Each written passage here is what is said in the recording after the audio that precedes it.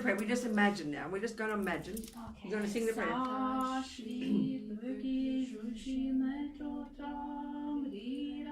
What's this? Okay, keep that like that. Okay. So what we're going to imagine as she's singing, washing all the objects of all the delicious things of the world, offering to the Buddha as a request for the teachings. That's what we're doing. So you should take it. Okay. And now we're making offering of the representation of the body of the Buddha, the speech of the Buddha, and the mind of the Buddha, creating the cause to achieve all of these.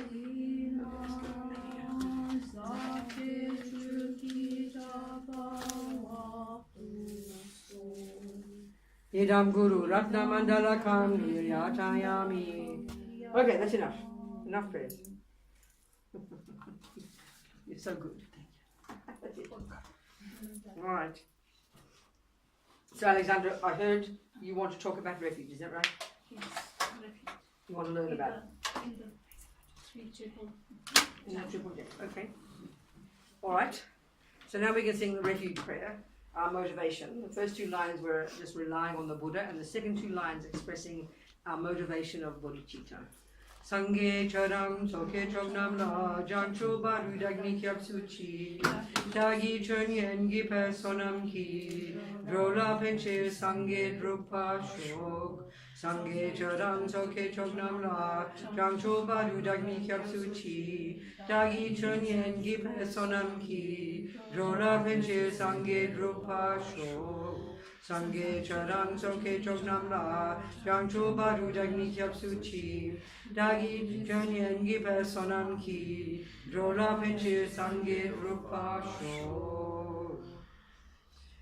Okay then, well, in terms of the Lam Rim, this packaging of Buddha's teachings, refuge is taught in the first stages, you know, as Lama Zopa would call the first part of it. It's the teachings suitable to the disciple of the least capability. And as we know, then we have, you know, the middle capability and the great capability. And actually, I like to call it junior school, high school, and university. Somehow it makes us really understand that all of Buddha's teachings are, like the Dalai Lama said, it's like an education course. We don't think of it like that normally. We're not used to thinking that spiritual teachings are like that. But it's really important to understand, you know, that according to the capacity of the disciple. So the very first level of teachings is Buddha exhorting us to control our body and speech. There's no discussion about meditation yet. There's no discussion about the mind. You know, it's learning to be not harm sentient beings. And this is the crucial thing that's necessary. In order for us to want to even understand refuge, you have to understand what, you know, why would you want to take refuge in the Buddha? Well, there are two things. One is because you don't want suffering. And two is because you've checked up and you've got confidence in this person called the Buddha. But the first thing is to understand what suffering is. You have to understand what that means, because this is the basis of all Buddha's teachings. And what this is presented in the very first stages of teachings. It's learning about karma, the law of karma, you know. And this is fundamental. This is absolutely fundamental to understand if we want to say we like Buddhism, if we want to rely upon the Buddha. You know, so this is the part, this is where we can see that Buddha in many respects is profoundly different from other religious teachings, you know. In many ways it looks the same. Here we come, we sing prayers, I'm a nun, holy pictures. I mean, look, far more than Catholics. You have Catholics in Morania, don't you? You're Catholic mostly here, aren't you? No, Orthodox. Orthodox, okay. But this is a really crucial difference. So if you want to be a Buddhist, the key thing I would say is that you really got very comfortable about there's no concept of a creator, you know. I mean, many people love Buddhist teachings. What's happening? I think somebody from Bucharest, we don't know he said he would want to come. Okay. You advertise the teachings, so we have no place for him to sit. Oh, we will. somebody will. No, somebody will. No, it's okay. You can stay here and we stay. No. That's fine. You No do problem. Just relax. Please. Are you really sure you can understand my English? Yes. A little bit fast. Well, that's what I'm saying. I mean, don't guarantee I won't go fast. But if you want to have translation, you've got to. If I'm going to talk and you don't understand me, it's a complete waste of time. So, are you ready? Yeah. We can understand. You can understand. Move forward. You can always move forward. Come on, move forward. Don't be scared.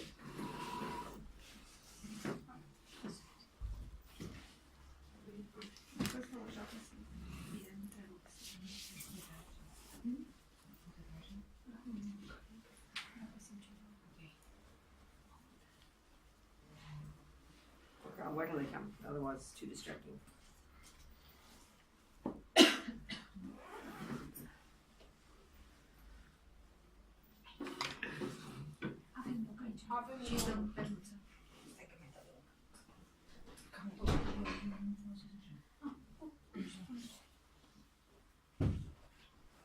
Right, oh, there you go.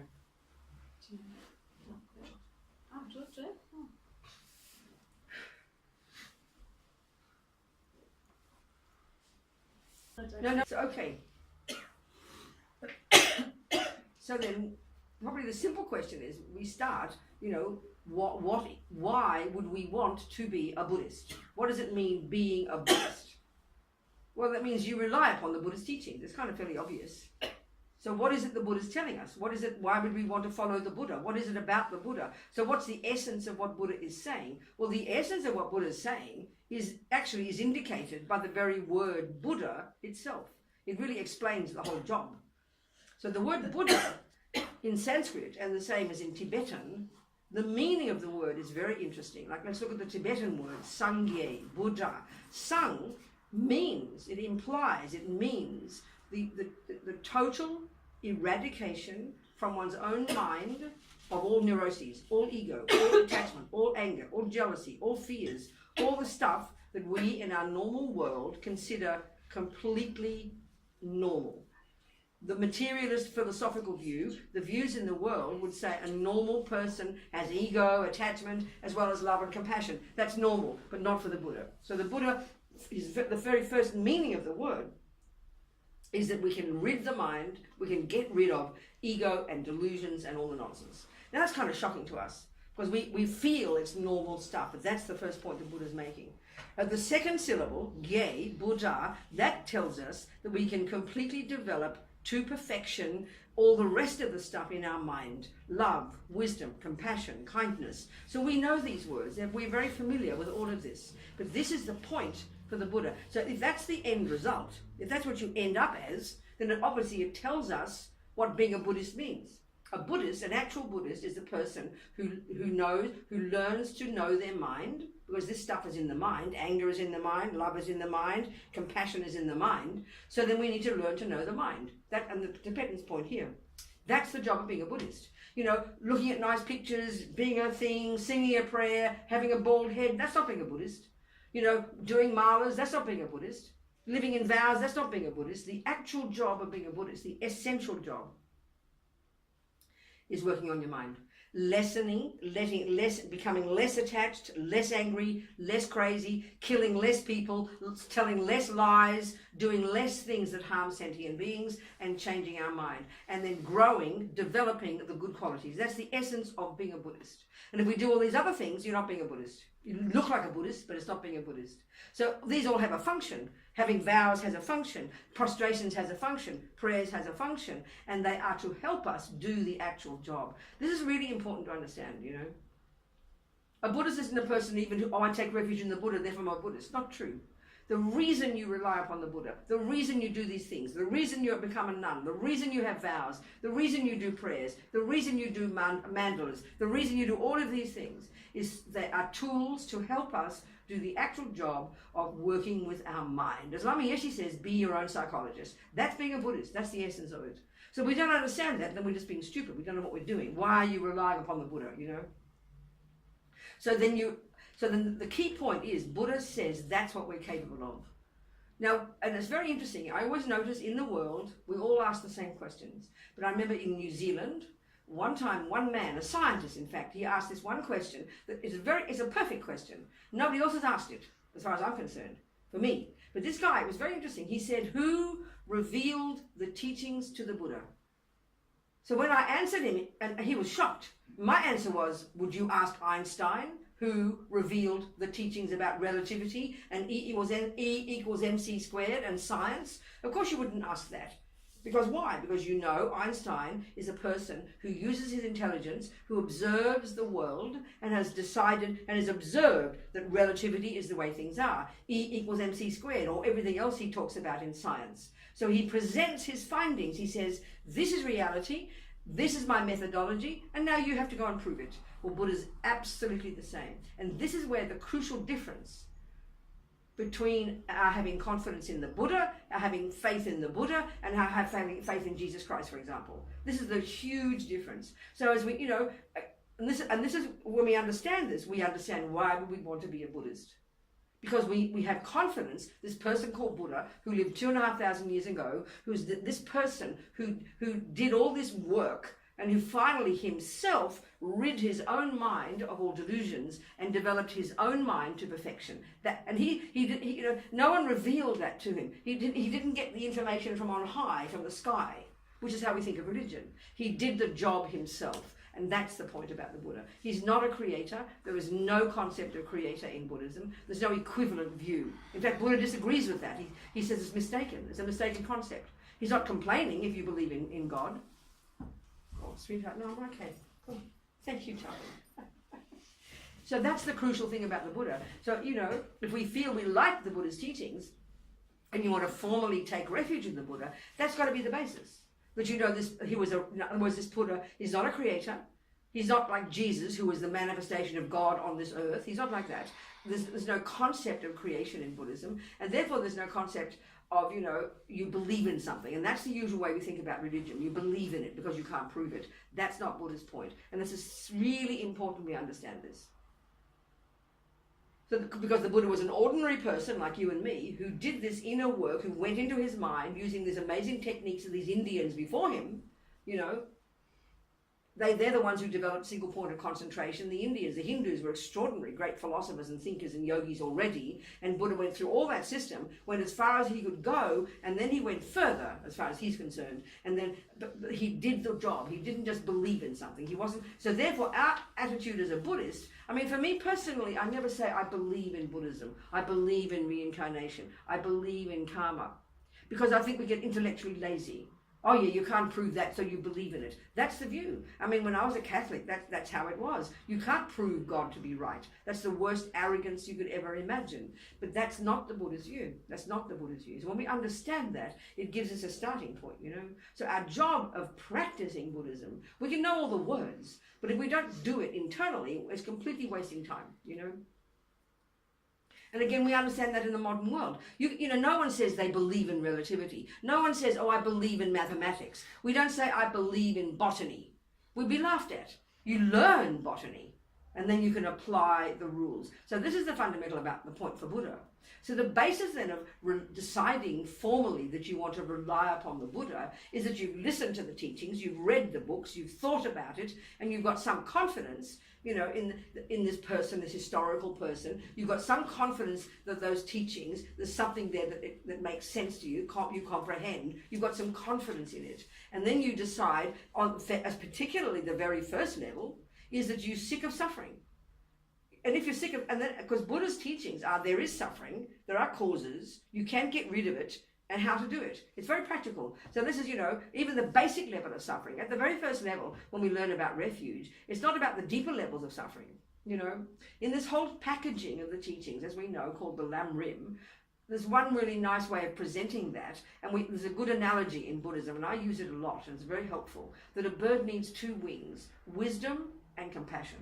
So the wisdom wing is all the first part, is all the very beginning stages, the lower scope and the middle scope. And that's junior school and high school, if you like. And that's the basis of all the Buddha's teachings, where we learn about karma and we learn about the mind. That's the substance of Buddha's teachings. The compassion wing is where, on the basis of the wisdom wing, where you put yourself together, you learn to control your body, you learn to control your speech, you learn to control your mind, you become a clear, disciplined, stable person. Then, and from this, you become more stable, more content in yourself, and then on the basis of this, you can now help others. But the actual substance of Buddha's teaching is in the wisdom wing, about karma and the mind. This is what we have to have a basis for. And that's the basis of our wishing to rely upon the Buddha. Because they're the tools we want to use. To do what? Because I'm sick of suffering, I want to get out of suffering. That's the main basis of taking refuge in the Buddha. That's why in the teachings they use the analogy of going to a doctor. So we know very well, you don't go to a doctor because she's cute. Or she's a nice looking person, I might go and ask her advice. No, you go to a doctor, first you've checked up that she's valid, and then second, you know that a doctor is a person who can give you advice or medicine to help you suffer less or to quit suffering. That's the basis of refuge. So it's dependent upon us. We have to be confident. No one else can tell us that Buddha's nice. They can, but we have to be confident. And how are you confident? Again, not because Buddha looks nice in one of his statues, or he looks cute, or it sounds nice. You know, I've heard if you meditate, you'll feel better. No, not like that. We use our intelligence. We check the Buddha's teachings. We read them, think about them, especially the basic level, and we understand what he means by suffering and what he means by our causes of suffering. And then the basis for wanting to rely upon the Buddha is to quit suffering. I'm sick of suffering. So the very first level of suffering, that means we have to understand the very first level of suffering. The very first level, the most basic level. So what that is, there's different levels of stuff. In the Four Noble Truths, Buddha talks there is suffering, and he talks about 3 levels of suffering. And the first one is the one we all understand. He calls it the suffering of suffering, or the suffering of pain. And it's very simply, that's when the bad things happen. Now we know we don't want the bad things. That means when you get a pain in her shoulder, that's called suffering. Having your husband abuse you, that's called suffering. The weather bad, that's called suffering. Getting cancer, from the smallest suffering to the most intense suffering. Speaking very simply, forget about the Buddha's teachings about the lower realms, but just not wanting suffering. That's the first step. And we have to know we don't want suffering, but that's not enough. We all know we don't want that kind of suffering. We all know we don't want the bad things to happen. But the crucial point of why you rely upon the Buddha is because he says, hey guys, I've got some methods. Which means his explanation of why are you suffering.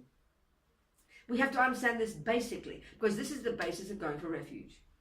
Because that's the techniques that you then start to apply, living according to the laws of karma, basically. We have to understand karma. So what's karma? Well, it's not something that Buddha made up. He's not a creator, remember? He's not speculating. He has observed it with his own mind.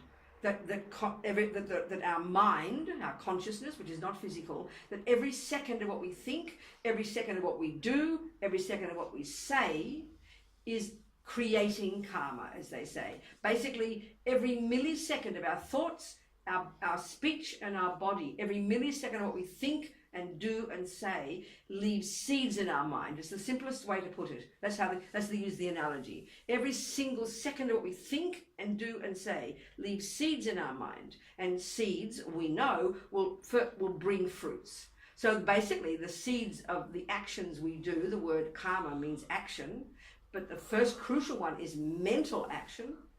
Every thought counts. Every millisecond of every thought leaves seeds in our minds. And then the actions we do on the basis of those things in our mind, with our body and speech, they leave seeds in the mind that unless we do something with those seeds, they're going to ripen in the future as our experiences. This is the most basic principle of the Buddha. This is basic, fundamental point of the Buddha's teachings. Many people who like Buddhism don't even know about karma. They think, oh, that just doesn't matter, some weird idea. You have no idea what you're talking about. Karma is the basis, the fundamental point of Buddha's teachings. The first one. So that's why the very basic level instruction, the very first level of instruction in the very first level of the teachings, in the junior school level, the lower scope, is to simply stop killing, stop lying, stop stealing, stop criticizing other people with your mouth. Stop things with your body and stop harming sentient beings with your speech. There's no discussion about the mind yet. Almost not. A little bit Buddha begins to discuss controlling our mind, but the main emphasis with karma is to at least refrain from harming sentient beings. So why would we do that? What's the reason? What's Buddha's logical reason? Why would he ask us not to kill, not to lie, not to steal? I mean, it seems the same as your grandmother would say. Behave nicely, she'd say. Don't do that, don't do this, don't do that. We're used to that. And it's the same as if I'm a Christian. But this is the difference. I always quote this. I have a Jesuit priest, a Catholic priest, friend. And I asked him, what is, by definition, what is a sin? As we call it in Buddhism, maybe a negative action, we might say. Well, he said the main thing that makes something a negative action, the main thing that makes it a sin is because God said not to do it. So we never think this through, but this is a really crucial thing to understand.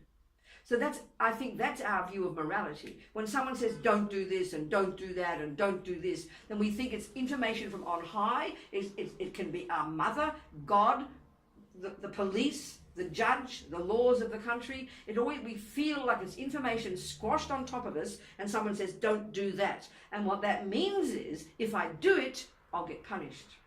And if I'm a good girl, I'll get rewarded. That's our view of morality. Well, Buddha doesn't have that view.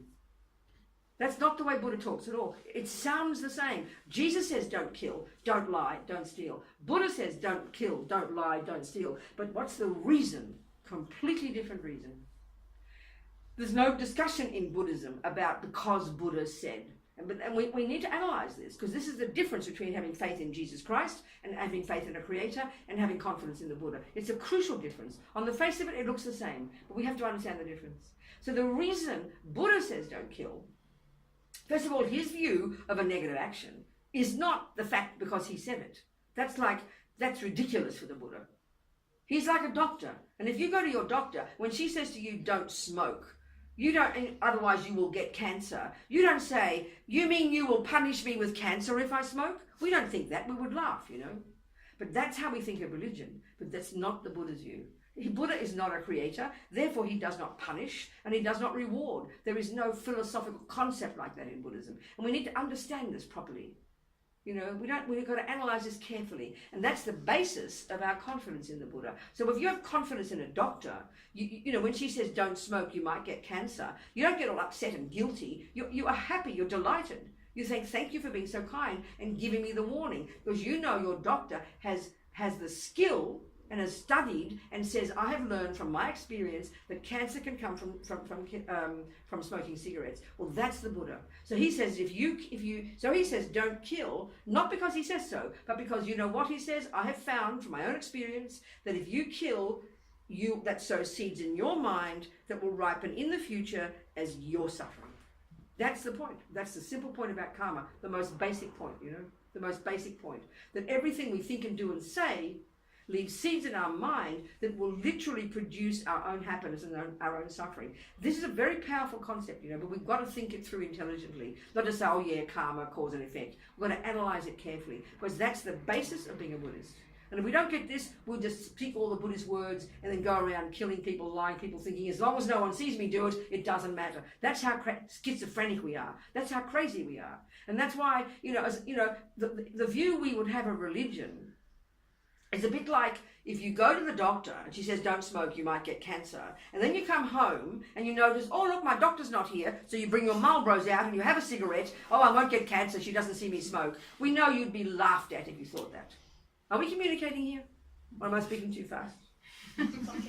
Are we communicating? Am I communicating with you? Yes, with me.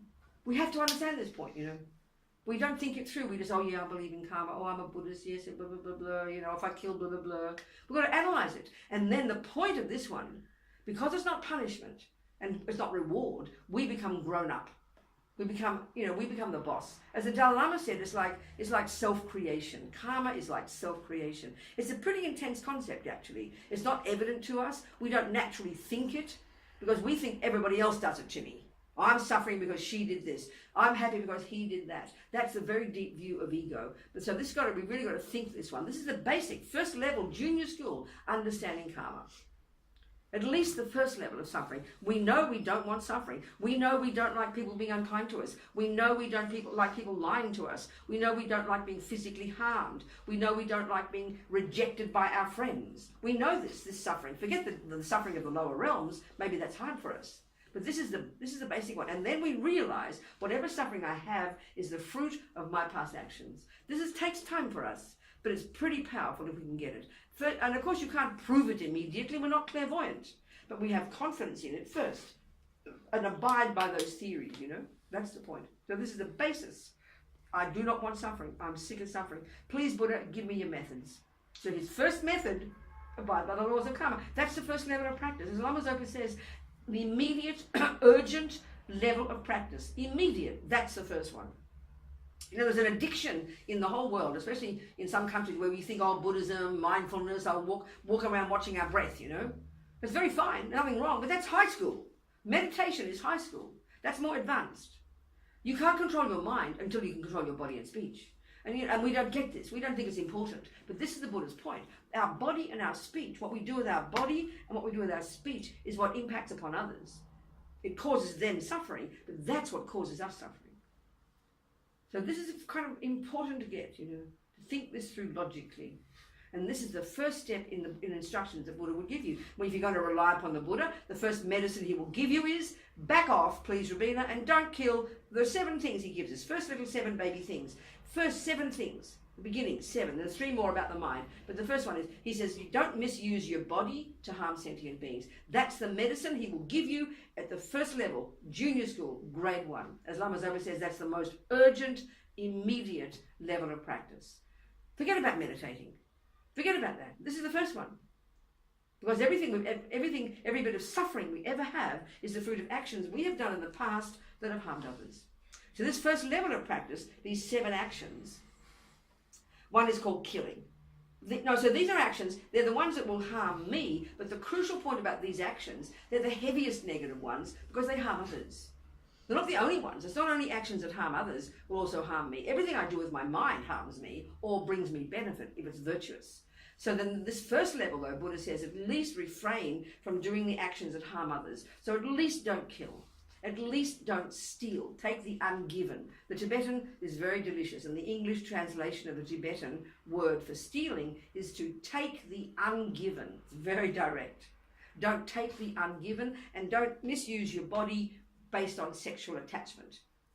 Don't cheat on partners, take someone else's partner, or don't, as His Holiness always says when he gives refuge, don't rape, 3 of the body, just 3. There's more that would harm others, but they're the main ones, the serious ones. Then 4 of our speech. Now this is the one mostly for us Western, most humans. In this room, we might not go around raping and killing too many people. But look at our speech. And in our culture, we don't think speech matters. I can say what I like, we'll say. So what it means by matter, this is the crucial point about karma that takes us time to understand. See, our view of morality is very instinctive, and it's the ego's view. It's a ridiculous view. It's this idea that if I'm seen to do something naughty, someone will punish me. So, of course, if they don't see me do it, I won't get punished. I got away with it. There's no concept like that in Buddhism, and this is what takes us time. So with our speech, look at us. We abuse people. We especially talk bad things about people when they're not there. That's the most favourite of all. We talk about our people at work. We talk about our family to each other. We talk about Buddha's friends to each other. We're always behind backs, finding fault. This is one of the heaviest ones. This is the one that causes so much disharmony. So we misuse our speech. We lie. We talk bad things about people behind their backs, politicians, everybody. And we think it doesn't matter. It doesn't matter means there's a seed you put in the ground that doesn't bring any result. Well, we know there's no such seed. There can't be a seed that doesn't bring a fruit. One seed will either bring a fruit or a weed. Think simply. So all seeds matter. Everything you put in a garden matters. But we don't think that about our speech. We don't think about that because we think of it as punishment. So if no one sees me, I didn't do anything wrong. We're very crazy, The Buddha says no. Who cares if anybody sees you plant a seed? It'll bring a fruit. It's a natural law. And that's the point about karma. When we understand karma as a natural law, this is very shocking for us. We're used to thinking God's law or, natural law, and we think of natural law as science. No, Buddha's teachings, karma is natural law. He didn't make it up. He's not speculating. He doesn't reward. He doesn't punish. It's not just some vague idea. It's in the texts. It's incredible. In the literature, it's so deeply understood and taught. And not just from the Buddha, and these Hindus before him, these great yogis and philosophers, The view of karma has been around for several thousand years. And it's extraordinary, amazing view of the universe, basically, of why suffering, why happiness. Because we're so used to the Christian idea that God has the plan, So we do what God says and we'll be okay. I'm not criticizing, nothing wrong, you lead a good life. But that's not the Buddha's view. We've got to understand it ourselves, because we have to apply these laws. We are the boss, not Buddha. So the minimum about karma, first level, entry level, junior school, which is the basis of turning to the Buddha, which is the basis of taking refuge, is to have a comprehension, at least theoretically, of the concept of karma. That Buddha is not a creator. Buddha does not punish. Buddha does not reward. That it was a regular guy like you and me who did this incredible work internally and himself became a Buddha, rid his mind of all the rubbish, grew all the goodness. So that's the kind of person we want to have confidence in. If that's valid, if that's true, if that's possible, then he's going to be some giving good advice. He says, this is what I did, over to you, this is what you can do. And that's up to you then, to abide by the laws of karma. That's the first level. Speaking in very traditional Tibetan words, you know.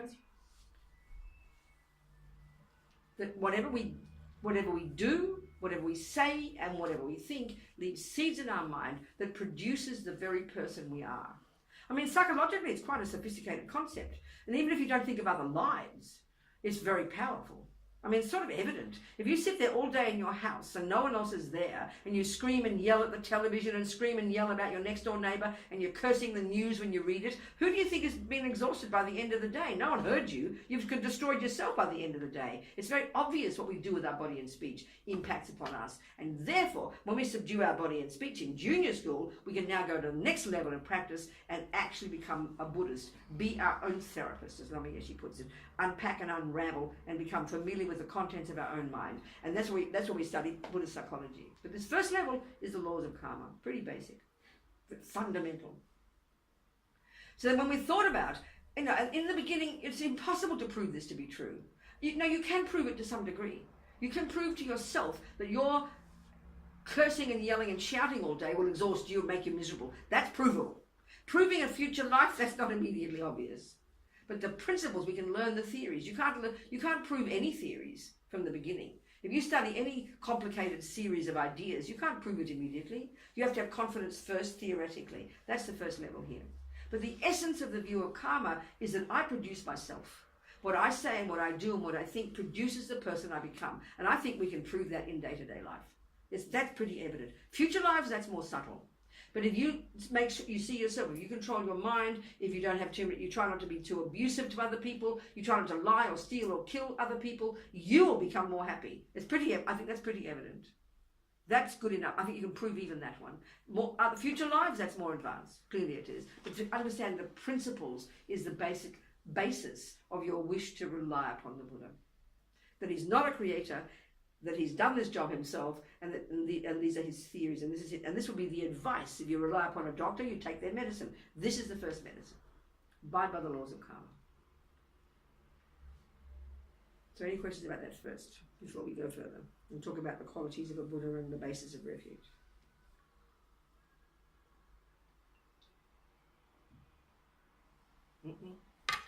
No questions? Yeah. What is about the mind before the action? What, darling? The mind before the action. You have to say it a bit more clearly for me. I don't understand your point. I'm so sorry. You said, if it is the action, it is the reaction of the karma. It is the mind before that. Mind is possible to be before that. The origin of the mind, like that. I don't understand the question. I want to understand you, so please say more. Make it more interesting. Spell it out. Spell it out to me. What are you saying? Conform karma este acțiune. Și dacă facem acțiunea, producem și karma. What's the question? Există What's his question? No, he said that accordingly to Buddhism, we have you said the thought, and then we have the action. No, dacă avem acțiune, avem karma. If we have the action, accordingly to Buddhism, if we have action, then we have karma. Putem să avem mintea înainte de această acțiune? Can we have the mind before this action? Can we have the mind before the action? There is no action of body and speech unless it is preceded by the mind. It's not possible. Body and speech have no power on their own. They come from the thoughts. We don't notice they come from the thoughts because our thoughts are so programmed, are so instinctive. We're born, as we understand from Buddha's teachings, we are born, we come into this life at the time of conception in our mother's womb, completely programmed with all of our personality, with our habits, with our tendency. So that in this life, we don't even notice that our mind comes first. We just do things and say things, don't we? We're so unconscious. But it's not possible for the body and the speech to do things without first being compelled by the thought first. The thought has to come first. We just don't notice because we're so instinctive. It's impossible to have a body or action without the thought. Impossible. Impossible to create karma with just your body and speech. It's got to be having the thought first. But it doesn't feel like that. because everything's instinctive. I mean, look at us when we're eating food, we're not conscious. We don't even think we're thinking about the food and it's shoving it in the mouth, you know, because we're so instinctively programmed. So it is not the mind with karma, no? Pardon? Adică nu există minte fără karma. So there is no mind without karma. There's no karma without mind. The law of karma is this law that for the Buddha that runs the universe. All sentient beings live within the law of karma. The law of karma is a natural law, and what it means is, starting with the main action, karma action, the main one is intention. I will. The main one is intention. I will. So if you see me walk out that door, my legs will stand up and I will turn left. You can guarantee that there is first the thought, I will walk out that door. So that's an easy action to see. And we're having a million thoughts a second. We're having a million intentions a second, and they're mostly instinctive. You know, we're born with these instinctive habits because we practice these to perfection in past lives. But they're driven by the mind is the first one. The mind is the one that creates karma, and the mind is what purifies karma. The body and speech are the servants of the mind, basically. Does that make sense? Yes. Is that answering your question? Okay, good. Can I? Yeah. O să spun o mică poveste ce mi s-a întâmplat. He wants to say a story that happens to him. No, I don't want to hear a story. We've got no time. No, it's about the mind and then the action. I know, but it's okay. We all have examples, and maybe you don't need to give examples. Okay. If it helps you understand it, that's good. Yes. But you want to tell us. I don't know what's happened over that time. What? Eram la... So why don't you please make it a question? It's better for everybody if you ask it as a question or present. What's the question? Question, okay.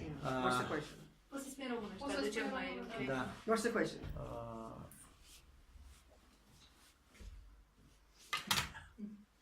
I mean, the point is, Buddha's telling us that we're... Nu, treaba este că m-am dus către cineva cu intenții bune și m-am pomenit că vorbesc altceva. Intențiile mele erau bune față de acea persoană, mergeam să vorbesc frumos cu persoana respectivă și dintr-o dată m-am pomenit vorbind urât. Fără să vreau. Exact. Apropo de minte și de karma. What's he saying? He's saying that he went to somebody with good intentions, he wanted to have a nice conversation, but when he was in front of that person, he started to act badly. And he wants to know what happened there. Yeah, that's right. This is where we have to understand karma. Listen, forget that. That's one example. It's a perfectly good example. But the point is, it's we are already, from the time your mind came to your mother's womb at the first second of conception, that's when you came programmed with all your tendencies. Already programmed from countless past habits of countless past lives. You did not begin as just like a nothing person and then your parents began to treat you a certain way. So whether you're Hitler or Mother Teresa, we come into this life, or a lion, we become into this life completely programmed with our tendencies. And that's why if we don't know our own mind, no wonder we are crazy. You know, in other words, the lesson from that is because we're not familiar with what is going on in our mind, we mean well, and then some karma between you and this guy, and before you know it, you're behaving badly because it shows how unconscious we are, and that's a good example. So that's just a simple example. But I mean, look at animals; they're born programmed with a habit. I mean, there's a certain kind of. I mean, we're all programmed. We mostly have no awareness of what we're doing. What we call in our world, psychologically, what we call instinct. That's the habit of having said or done something that often that you just do it automatically. And that's how deeply we are all instinctively programmed, Buddha says, with habits to kill, lie, steal, be negative, be harmful, have crazy thoughts, So that's proving Buddha's point. That's why in the second level of practice, we have to learn to get single point of concentration. You understand? Yes, learn meditating so we can start to control the crazy mind, because the mind's the boss. But the beginning one, he says, at least make a vow every day. You learn the lesson from that. Okay, that person could be trouble for you, so I'm going to watch my mouth. I'm going to do everything I can in my power to shut my mouth. This already is so hard, isn't it? Just to shut our mouth. Forget killing somebody. So that's the point, because it's so instinctive in us. We're not aware. That's our problem, We should be very... So it's a big wake-up call. It's good for you to realize that. Do you understand? Yes. Do you understand? Yes, Yeah. thank you. Any other questions? Okay, so then let's just look a little bit more at karma, then we can talk about refuge, because we have to understand basically karma is the basis. Karma is the medicine Buddha will give you. If you want to go turn to the Buddha, I rely upon Buddha, Dharma, Sangha, and that means you've got to find the medicine. What's the medicine? It's called the Dharma. And what's the Dharma? Abide by the laws of karma. Not some holy thing, you know. Basic level of karma, of Dharma is that. So the basic thing about karma then, everything we think and do and say, sow seeds in our mind that will ripen in the future in either of two ways. Keeping it simple. Happiness or suffering, you know. There's a third kind, they call it neutral. Forget neutral, boring. Happiness or suffering. So we know at the most basic level, I don't want more suffering, please. We know that one. So the solution, stop causing more suffering. What causes suffering? Harming others at the first level. There's much more subtle than that as we become more, as we develop in our practice. But this is the basic level. And think about this. If we could spend our day, you're such a good example, that speech. You haven't meant well, you know? And that's a speech. You didn't kill the guy. You understand? So can you, I mean, even us who are so fortunate, the fact that we're even sitting in this room wanting to know about these things, we're not out there raping and killing and drunk and junkie. I mean, look at the suffering of the world. Humans, you know, forget animals.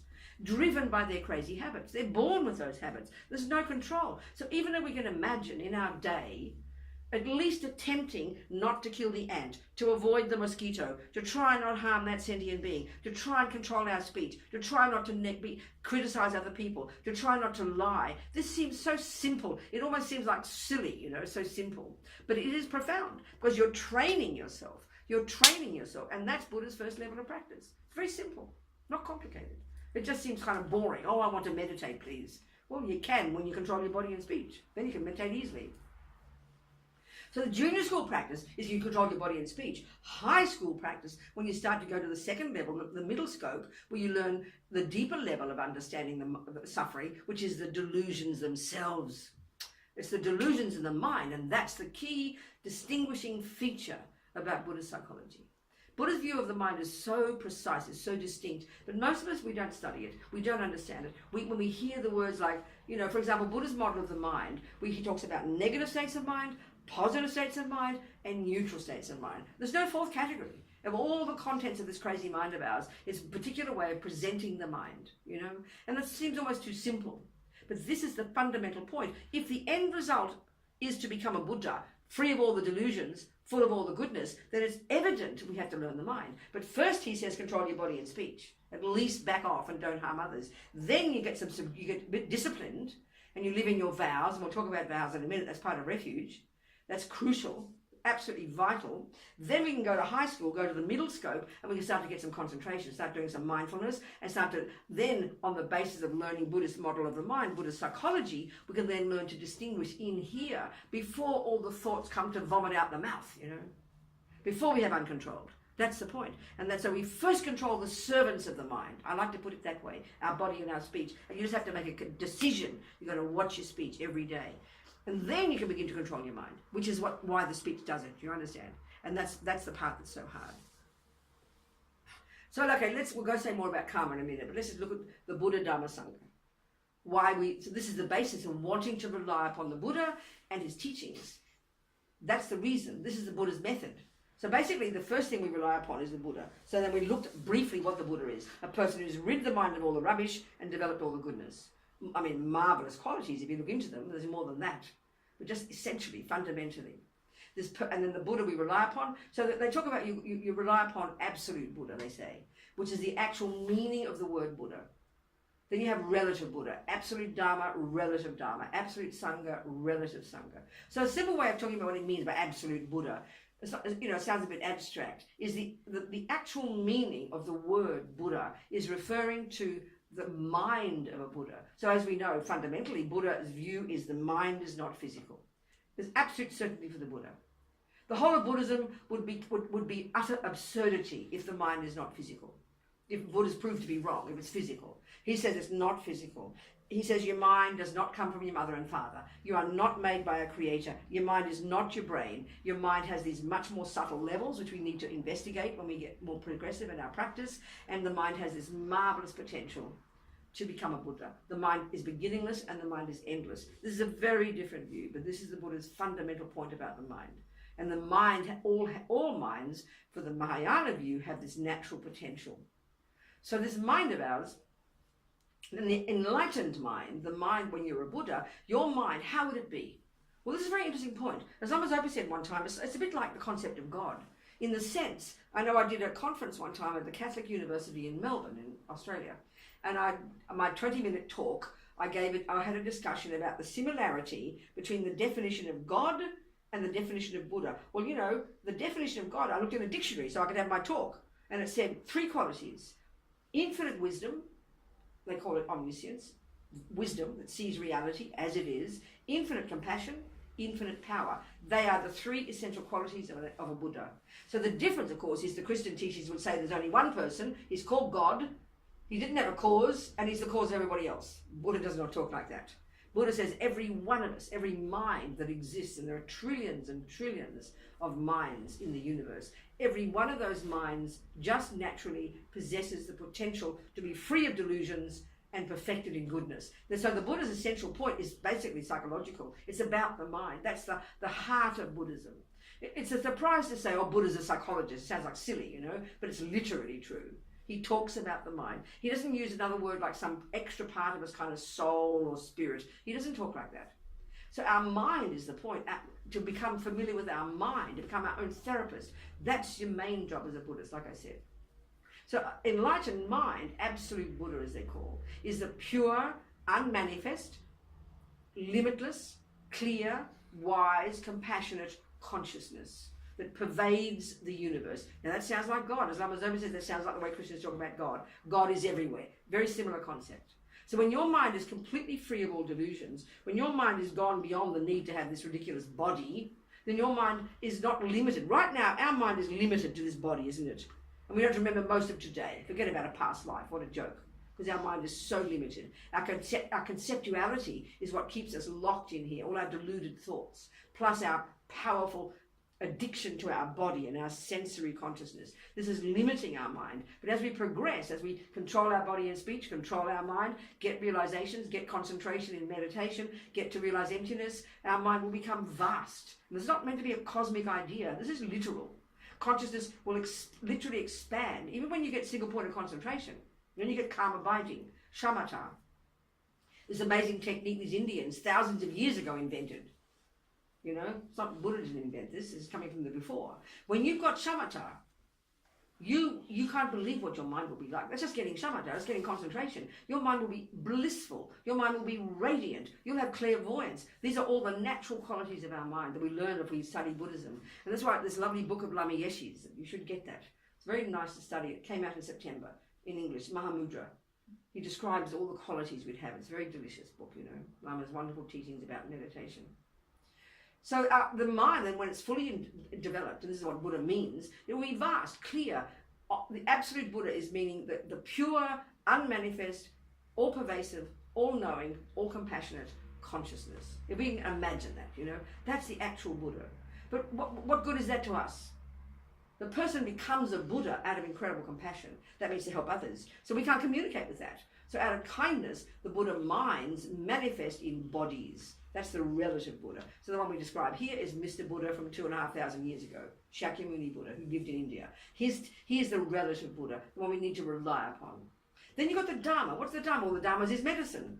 What's his medicine? His advice. Abide by the laws of karma. That's the first one. That's his medicine. You don't want suffering, babe? Okay, stop causing it. Stop killing, stop lying, stop stealing, stop bad-mouthing behind backs, stop abusing people. It's not too complicated. It's not that many things. It's only 7. And then the last 3, he gets us to begin to work on the mind, you know. It's not complicated. This is profound already.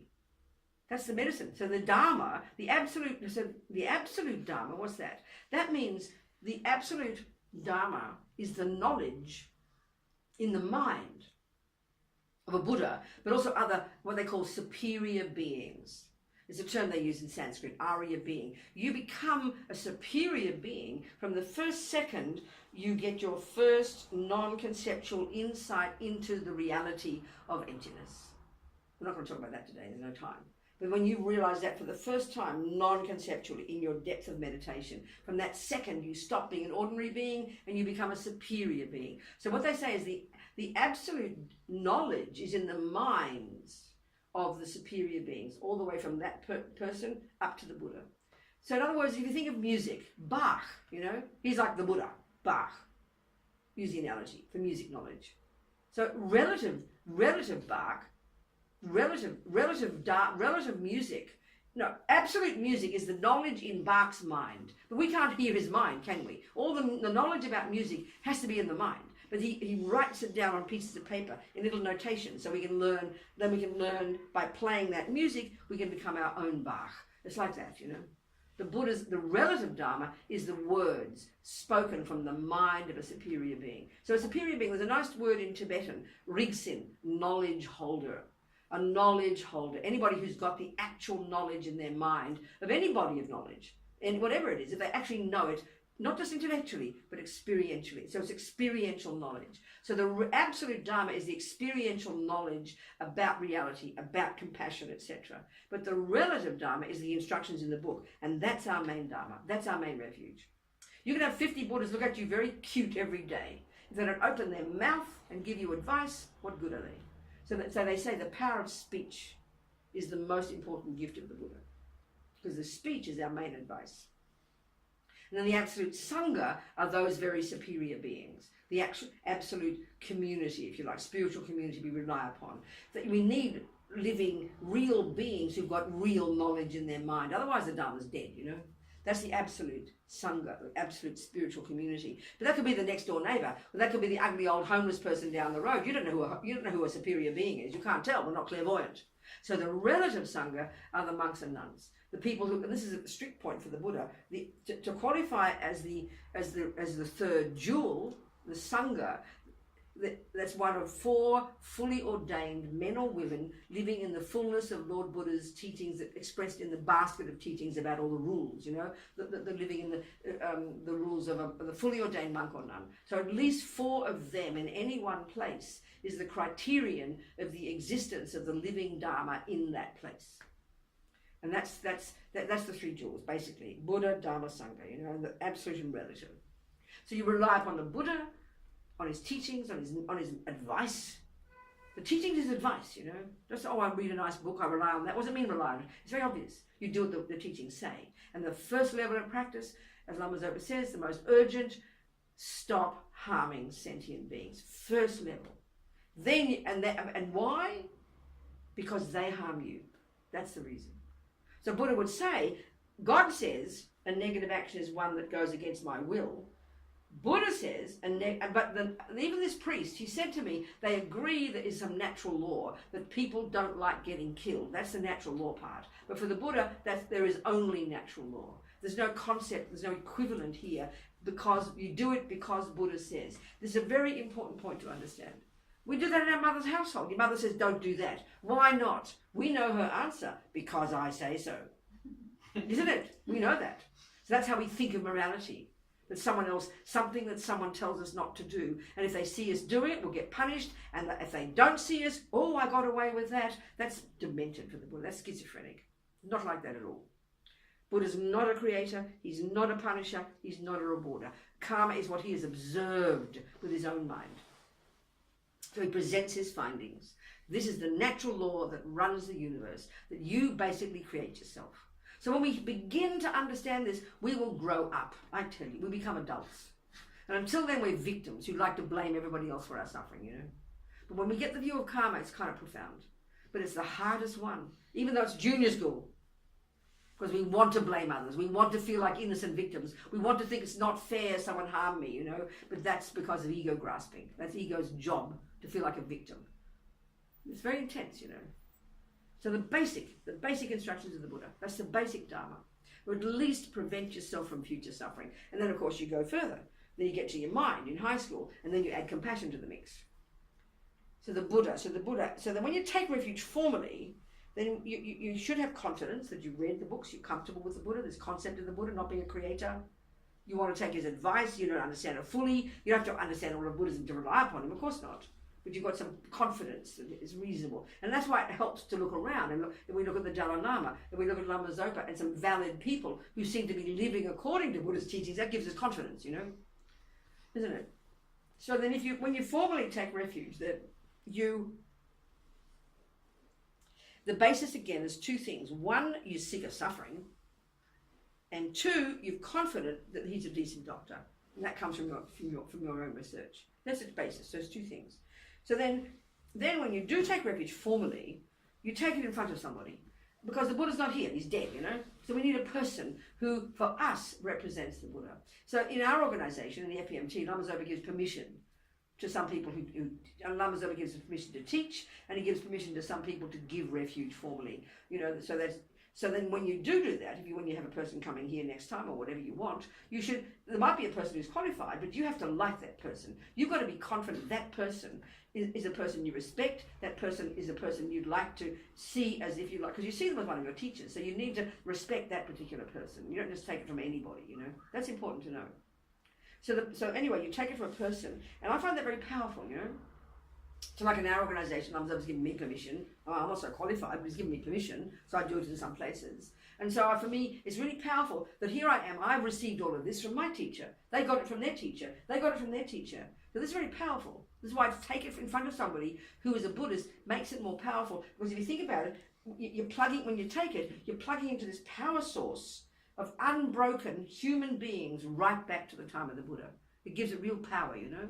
So that's why it's important to take it from a person you respect, who is valid, who's told they can. I mean, in our case, in our organisation, Lama Zopa gives permission, you know, to people. So then you plug into that power source, and you're imagining you're receiving it from the Buddha himself, and that means that's very tasty. I like that idea. You know? So what are the qualifications? That you've got to have confidence in the Buddha, and you've got to want his methods. You're sick of suffering. You don't just go to a doctor because she's cute. Oh, she's very nice looking. No, you go because you want their methods. You don't want to get sick or you want to get better. One or the other. Same here with the Buddha.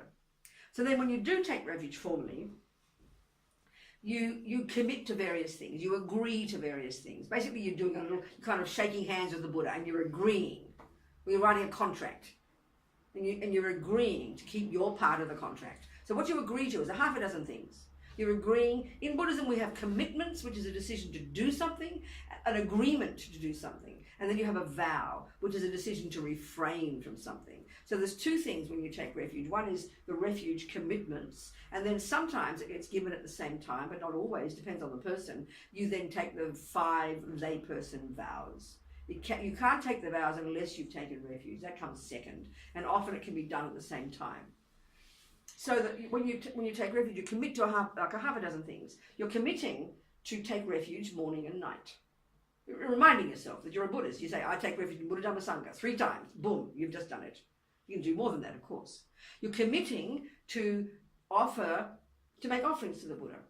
You're committing to make offerings of the first mouthful of your drink and food. It's a good reminder to stop us from being attached. It's a really nice little practice, you know. You're committing to kind of be nice to sentient beings, at the very least, not harm them. You're committing to, in relation to Buddha Dhamma, to study it, to read a little bit about the Dharma, to learn it. Obviously, if you commit to become a tennis player, you should play tennis sometimes. Otherwise, why would you do it? You know, you commit to a teacher, then never go to tennis. A bit wasting time. So here you should read a bit and study a bit. But you're not committing to that many things. You're not committing to sit with your legs crossed. You're not committing to, be mindful. You're not committing to any of this. You're committing to a few things. To say refuge morning and night. To study a little bit the Dharma, to be nice to sentient beings, to make offerings every day, and to the Buddha, to the 3 jewels, and to offer your first mouthful of food and drink, like half a dozen things like that. And then 3, in relation to Buddha Dhamma Sangha, you commit to have respect for all the images and things that represent the Buddha. Why? Instead of having a kind of a mundane view. So like, for example, there's a very gorgeous green Tara there. You think, oh, that'll match my green curtains. You shouldn't think like that. You don't think it in a mundane way. You don't think it in terms of value. You try to see it as a manifestation of the Buddha himself, of herself. That's a very powerful idea. It forces you, when you see it, it reminds you, that's all, it reminds you of what you're trying to become. So it's a really good attitude. It keeps your mind very open. Second, you have respect for all the the things of Buddha's words, like books and CDs and DVDs, even your computer, your iPad, it's got Dharma in it. So then this is why, especially an Asian view, but it's a lot of meaning. The things you respect, you put them up high. I think we understand that. If you've got this fancy new silk shirt, you won't just sit on it on the ground or put your feet on it. You'll be insulted. That was my special shirt. Don't do that. If you've got a beautiful picture of your family in a lovely special frame, you won't just chuck it in the drawer. unless it's your ex-husband, then you might. You understand? So you respect it because it represents, and that's it's really an important attitude. And you represent anybody who lives in vows. This is often difficult for us, especially if we don't like them. They're mean to us. That ugly monk, how can I have respect for him? Because he's keeping the Dharma alive, whether you like him or not. This is not so easy because we're so personal, in our culture. So that's it. That's Buddha Dhamma Sangha, okay? And that's the basic for taking refuge. Just brief. Haven't discussed the vows yet, but any questions, please? This is really just basic. Is that what you wanted? Is that what you wanted? Is that what you wanted? Maybe more? You have to ask me some questions then. It's up to you. Ask me some questions. Ask me some questions. I'm happy to talk all day and night. You have to ask some questions as well. About the ultimate level. What do you mean ultimate level? What do you mean, darling? Ultimate level? To go in not only the basic refuge. But you asked me about refuge. This is a basic refuge. It's a start. So clearly it's obvious if you're relying upon the Buddha Dhamma Sangha first, when you first decide to become a Buddhist, this is the basis. Having conscience of the Buddha, knowing what's suffering, but obviously as you progress in the teachings, you learn more. So then obviously you rely on the Buddha all the way to enlightenment. It's pretty clear. You asked me about refuge. I'm telling you about refuge. If you want more teachings, that's discussion, that's different. We have a question here from, good, go on. From the two at the same time. Good, go on. So they wanted a little bit in detail the offering we should make, the first offering of the day with our first food and our first drink to the Buddha. How exactly does that I see, work? okay. Well, there's two things, there's two commitments here. One is to make offerings to the Buddha, and that's why that would mean there's two things. First is the food, and the other one is making offerings in general. And the way to accomplish this first one would be to have an altar, what they call an altar. And this I find it's a practical thing, If you have a place where you sit for your lunch, you have a place where you sleep, you have a place where you go to the toilet. So it's nice to have a place where you think, oh, that's my Buddhist bit, that's my practice over there. So if you never know where you're going to sit down to do your practice, and you never have any images that remind you of it, you'll forget it in a week. You'll wonder, what's a Buddhist? I forget. So you have a little spot in your house, a corner, a whole room if you have it, where you have a little altar. And it's just a reminder. So you'd have the images there, on the images representing Buddha Dhamma Sangha, a statue or a picture. You'd have a book, not Buddha Dhamma Sangha, there's enlightened body, like a picture or a statue, enlightened speech, like a book or a mantra, and enlightened mind, which is represented by a stupa. So you'd have those on your altar, and then you could do the water bowl offerings every day. It's a typical Vajrayana, it's a Tantrayana practice coming from India, but as we know in all the Tibetan system, they do that practice. And I find it's a very powerful way to start your day. It really is a way that when you first get out of bed, the first thing you do, you go to the toilet, you go straight to where your altar is, and you make your offerings for the day. You'd start the day, and that's a way also you take refuge and you make the offerings. And it's just a way to remind yourself of that you're setting your day in the right direction. You're not committed to sit down and do meditation. You could if you wanted to, of course you can. But at least you start the day. You start the day, and it's also powerful if we have any confidence in the Buddha. And if we have any confidence in, let's say we have a teacher whom we see as the Buddha, then my feeling is it's very powerful to remind yourself of this first thing in the morning. And I know it sounds sound like silly, but for me it's very powerful because we're all just very lazy. When I wake up in the morning and there's a knock on the door and the Dalai Lama's there, I don't think I'll bring him in and say, "Good morning, Your Holiness," and then go get my own breakfast. Would I do that? I would not. I would offer him a cup of tea first. So I always get that. So then always I do my offerings first, no matter what. Even if I go to the airport at 3 a.m, I'll do some kind of offerings first before I disappear, It's a really good example. If you decide you're a Buddhist, if you decide you've got confidence in the Buddha, if you've got a teacher especially, then of course it's a powerful practice to think of doing either the whole 8 offerings or just one simple offering, and you take refuge. That's the beginning of your day. So then the other practice, it's just a way of reminding us to be conscious of our body and speech, When you think of, there's a little prayer, there's a little formula, there's a little prayer, or even if you don't know that prayer, you can just think of it as delicious nectar, you bless it, you can just imagine it's delicious, and you imagine in your mind, before you eat it yourself, you imagine the Buddha experiencing the joy of receiving it. That's it. It's very simple. There are formal little prayers you can learn, And I can send you a document if you like. that's got all these instructions in it and all the different. You can discuss it all between you. You know, so if when a time does come and you want to ask somebody here to formally give refuge, you'll be all ready for it. You understand? Does that help? Basically, if you really, the more you think about being a Buddhist, we're discussing here body and speech, but the more you think about what being a Buddhist means, it means learning to change your mind, learning to see everything differently, learning to think differently about everything. So with us, we just follow our instinct most of the time. But this way, it makes us very conscious. And it also prevents us from having attachment. It makes us more aware of our body and speech. It makes us more disciplined. It's an excellent little practice, you know. Does that make sense? Yes. Good, darling. Yes. Am fost învățați să dedicăm faptele bune care le facem. Cum o facem, practic, concret? We were taught to dedicate. He wants to know how we do that, the dedication. Dedicate what? The good facts, practices, the good deeds. the good deeds. So what do you think it means? What's your understanding? How I do it? No. What do you think it means? Ce crezi tu că înseamnă, pur și simplu? All the deeds I know, but what do you think it means? What's the meaning? Do you know? for bodhicitta. What does it mean? For rise bodhicitta, and to be more. I don't know. Okay. Listen. Not I understand. Not the ego still the. No, I understand. deeds. Let me just say it in a really simple way. Sometimes we repeat all these words we learn, you know, it's Tibetan, Yes. it's Tibetan culture coming from Indian culture, and it's religion, so we go blah, blah, blah, but we don't really know what it means. Do you agree? Yes. Sometimes we do that, you know? Yes. That's how we are. So what it means is like this. In the beginning of doing something, you decide you're going to have what they call a motivation. Yeah, we know all that word, don't we? You have a motivation. Well, what that means is, we say, the Tibetans will say, set your motivation. We might say, let's say we started the session today. We started the session today, and I sang that prayer. When I sang that prayer, there were two parts. The first part is reminding us about refuge in the Buddha. So we're saying the words, I take refuge in the Buddha, Dhamma, Sangha.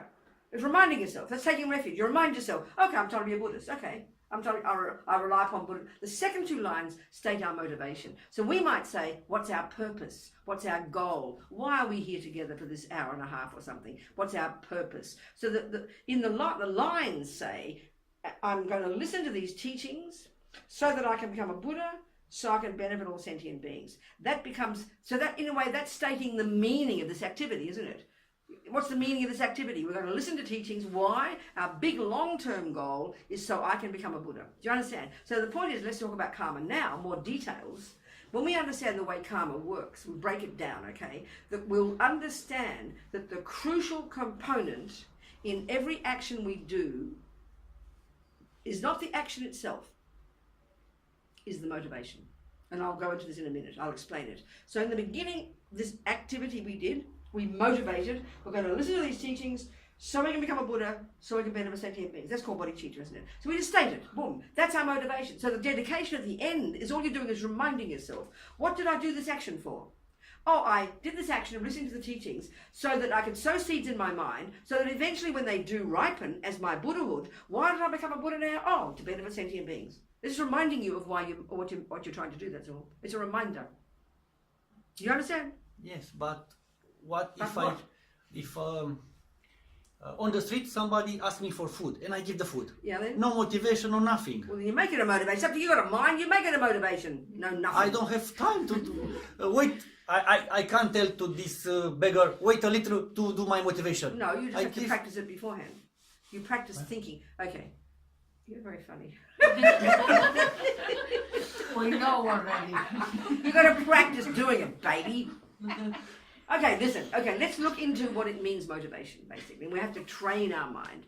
At the moment, Buddha's saying, having this body of the five senses and having attachment, we are basically junkies. We're heroin addicts who are driven by the attachment to get heroin. And heroin is the five sense objects. So that's our motivation most of the time. Why do I move my body? Because I'm uncomfortable. I'm attached to comfort. Why do I eat? I'm attached to food. We do everything. Our motivation now, default motivation is attachment. Okay, it makes us sound like a monster, but it's just normal samsara. We also happen to have some love and kindness and generosity, like you just pointed out. But we have to train our mind to to not just have attachment, but to put another motivation in on top of the attachment, and then that is what makes our action powerful. Because the motivation, the reason you do an action is what causes that to be the seed that you plant. And the seed that you plant is the one that will bring the result. So I'll use a typical example. So, okay, let's look into karma in more detail. There's various ways our actions in mental and physical and verbal can ripen in the future. There are 4 ways. One is a type of rebirth. One is a tendency to keep doing it. One is to have it happen to you. You with me? And one is called an environmental result. So the main factor, so let's just say you have a simple action of a mouse in your kitchen and you're going to kill the mouse. All right? So then first of all, Buddha divides all our actions into simple, negative and positive. We've also got neutral, but we forget those. That's more sophisticated. We'll forget that. But mostly it's either we do negative actions or we do positive actions. We either have negative thoughts or we have positive thoughts. We don't realize that, but this is the way of dividing everything. So we have to learn what a negative thought is. We have to learn what a positive thought, obviously. So the negative ones, there's thousands that Buddha taught in his amazing view about the mind, but he narrows it all down to 3, and he calls them the 3 poisons. We all know these, we've heard about them. The 3 main states of mind that are the cause of all the rubbish, and these are the summary of all the other rubbish, all the other neurotic states of mind. And they're the 3, like I like to say the term in English is a good term, toxic emotions. Toxic emotions. There are 3 toxic emotions. So they've got a very intimate relationship. This is in high school now, okay? This is high school. So these 3 toxic emotions, which in the ordinary Western psychology sound kind of cute. They sound boring. We're so sophisticated, all these fancy words in modern psychology. But this is Buddhist psychology, and he hasn't changed in 2,500 years, either because he's stupid or because it works, So the 3 toxic emotions are the root delusion, the root neurosis, the root ignorance, there's many words. The root ridiculous state of mind is called ego grasping, which is this primordial, wrong sense of a concrete, ridiculous, fear-based sense of a separate me. So primordial, so deep in our mind. We cannot even recognize it. We don't have equivalent in modern psychology. On the basis of that ridiculous root delusion, root neurosis, root toxic emotion that's so primordial, we then have effectively the main one in daily life. And that's called attachment. Now this sounds so boring to us because it's such a simple word. But for the Buddha, this is unbelievably powerful to understand attachment. Not our view of attachment, his view of attachment. Lama Yeshe said, I can tell you about attachment for 1 whole year. We will never begin to understand it until we go more deeply inside. So this is huge for the Buddha. And effectively, in the Four Noble Truths, Buddha teaches that the main source of all our suffering in daily life is attachment. Now this is weird for us. We just don't get this. We think everybody else is the main cause of my suffering. To think that my mind is the main cause of my suffering is like a joke. So what's attachment? We have to understand this. So if we first understand karma that we make ourselves, and now in high school, we have to learn about the mind, and we have to understand attachment. And if we don't understand attachment, you can't even pretend to be a Buddhist, So what's attachment? It's multifaceted. There's many aspects of attachment. The most primordial level of attachment, and we're all born with it, is from the habit of practicing it in countless lifetimes, of being a junkie in countless lifetimes, is basically being a junkie, is this constant feeling deep inside us that I'm not enough, that I don't have enough. No matter what I do, it's never enough. No matter how much you tell you love me, it's never enough. How much food I get, never enough. How much money I get, never enough. How much success I get, it's just this automatic assumption deep in our bones that we never question. And this is the main pain of attachment. This is the result of practicing it for so long. Then naturally, because I'm always dissatisfied and I always think I haven't got enough, what do? I'm hungry. The next level of attachment is this emotional hunger for something out there. And it's going to be the objects of the 5 senses. It's pretty obvious. Bodies, handbags, food, money, not just those things, but that's the most gross level, the most obvious level. So we spend our lives, you think about it, we spend our lives trying to find the right objects, the right sound, the right smell, the right person, the right event, the right words, the right everything, such that when I get it, it'll give me nice feelings. That's it.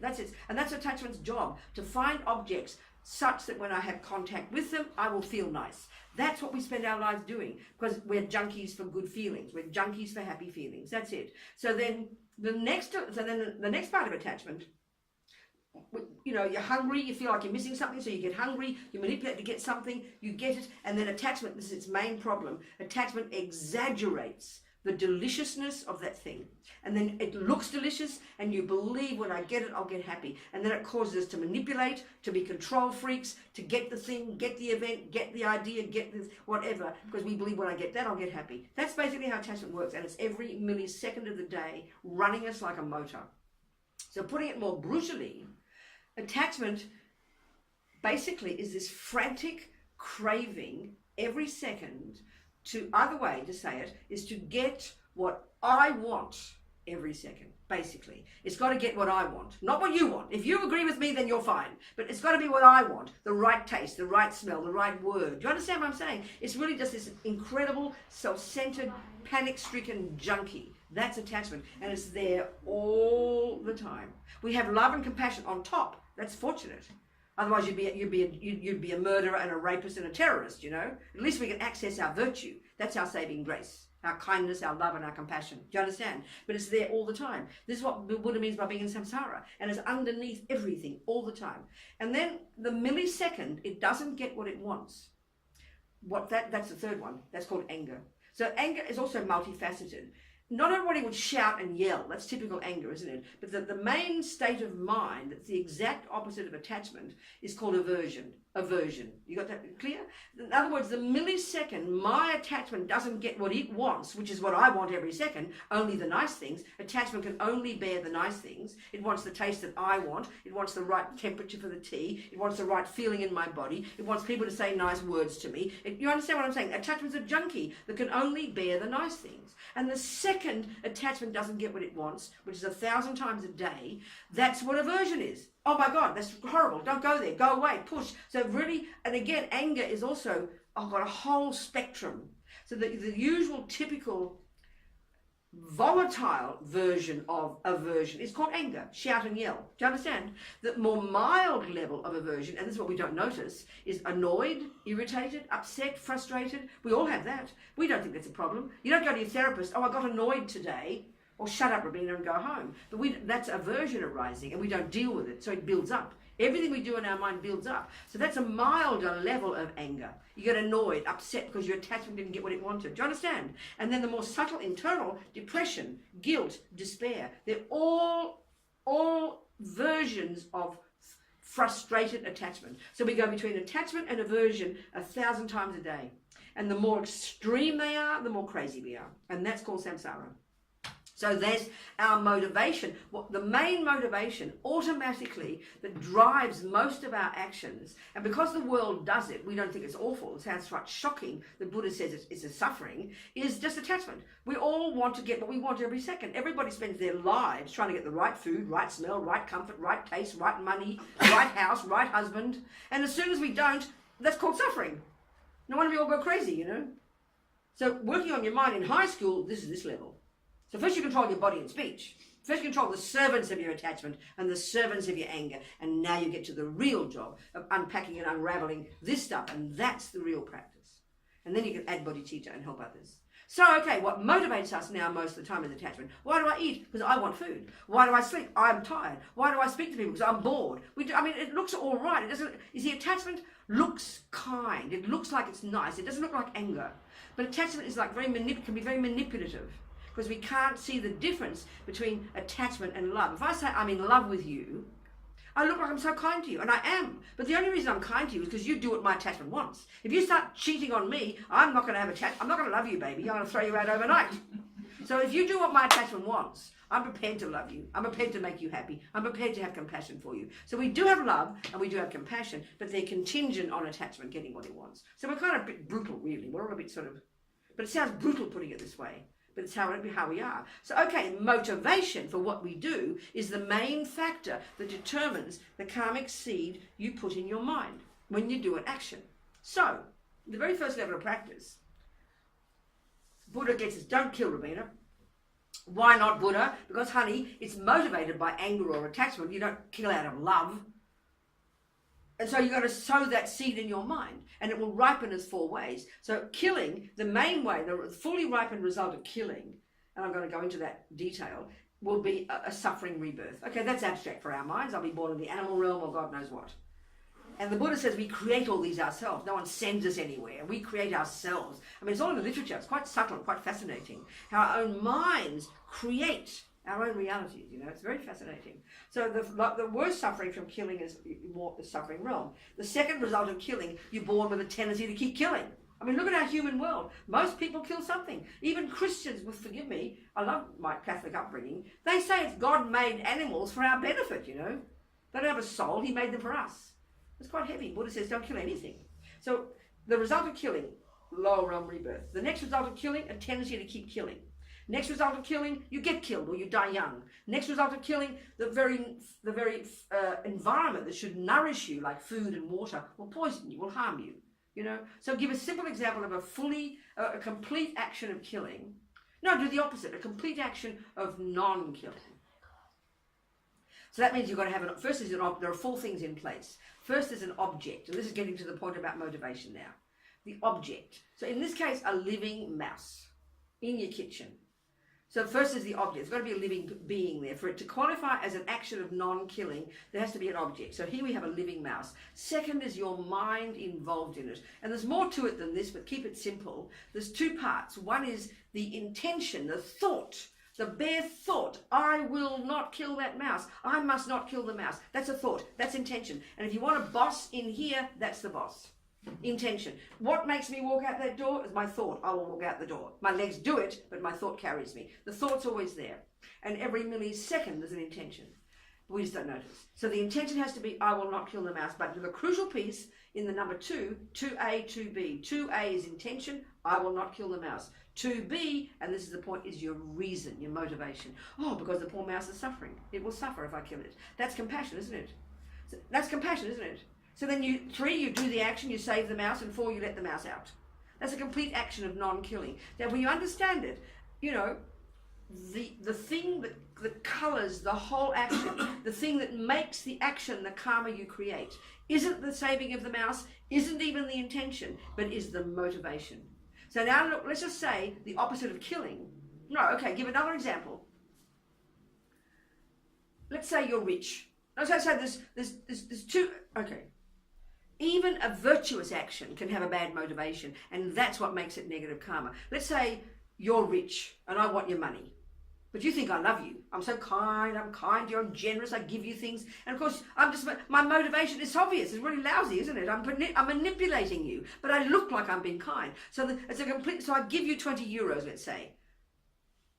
So that's an action of generosity. It's a complete action of generosity. 1, there's an object, you. 2, intention. I will give you 20 euros. 2B, motivation. Oh, so he will like me, so he can give me his money. It's a lousy motivation. It's not pure at all, is it?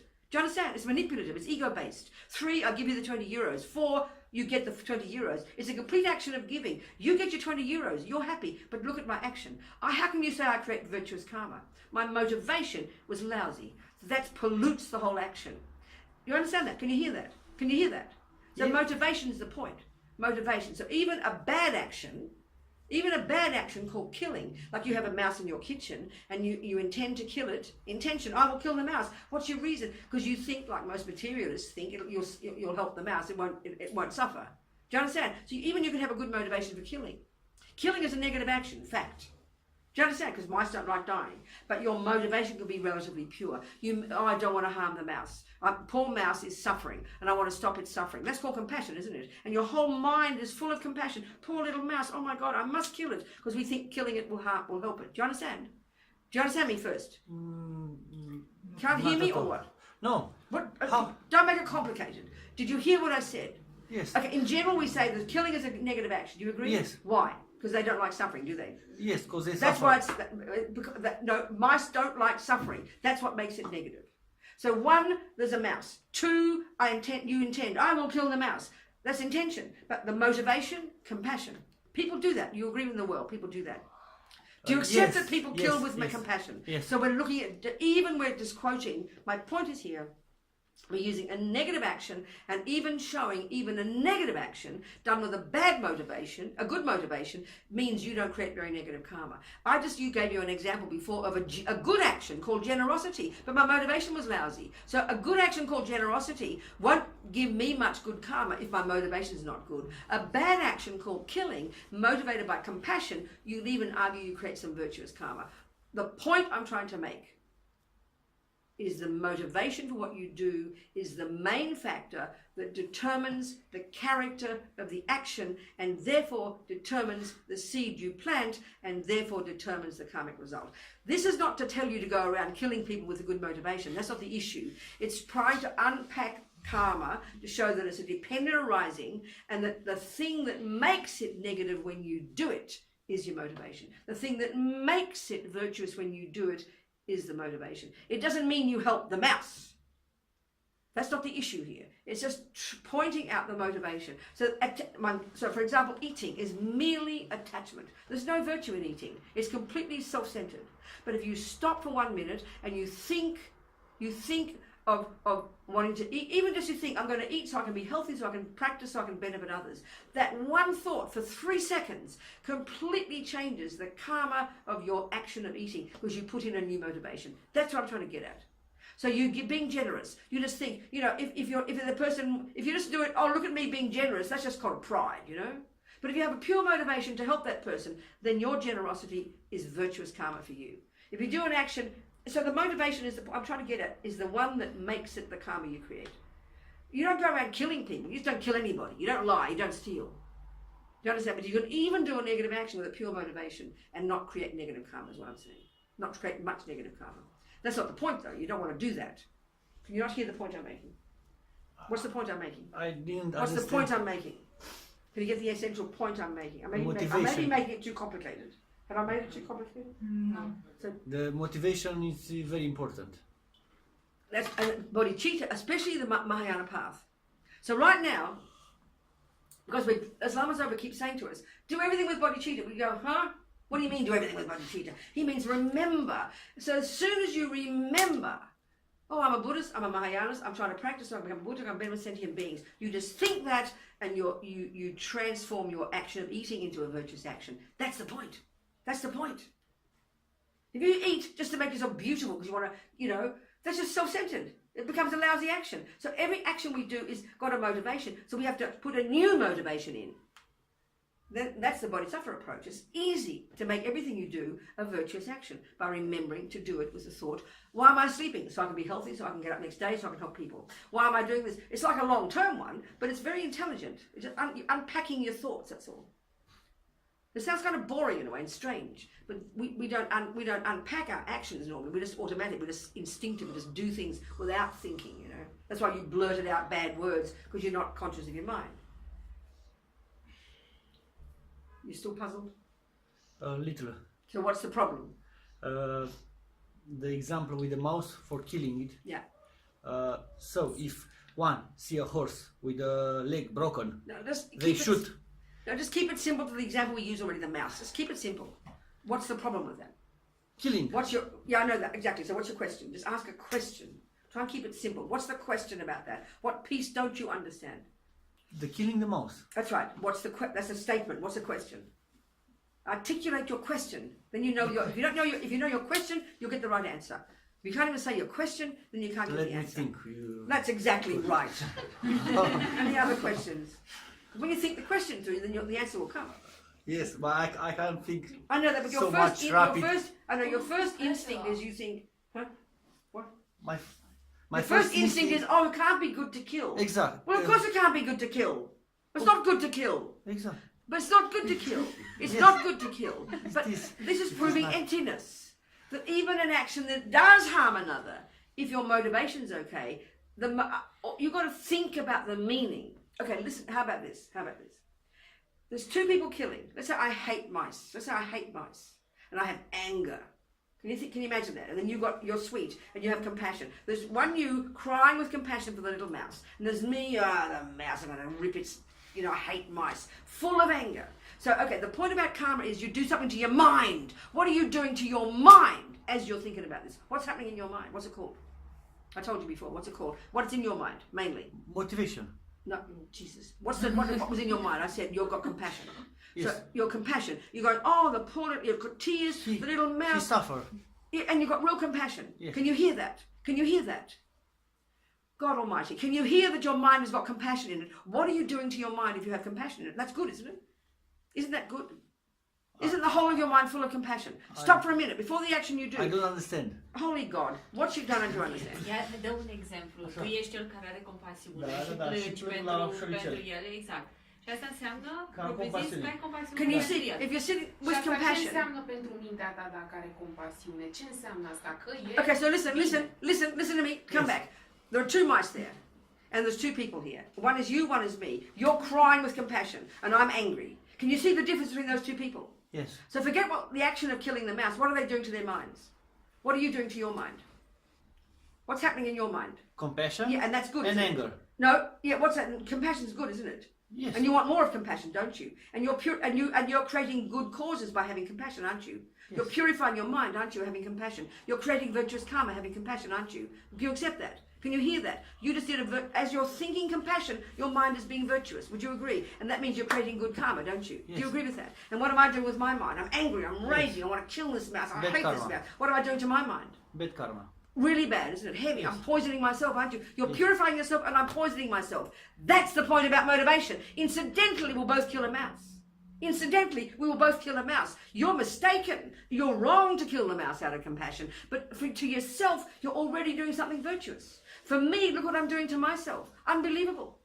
Now listen, your mouse might go to the lower realms after you kill it. My mouse, because it hears somebody's Buddhist mantra, as I'm killing it with violence, my mouse might hear a Buddhist mantra and he'll suddenly trigger a virtuous karmic seed and go to the Pure Lands. My mouse is lucky, but look at the karma I create because of what's in my mind.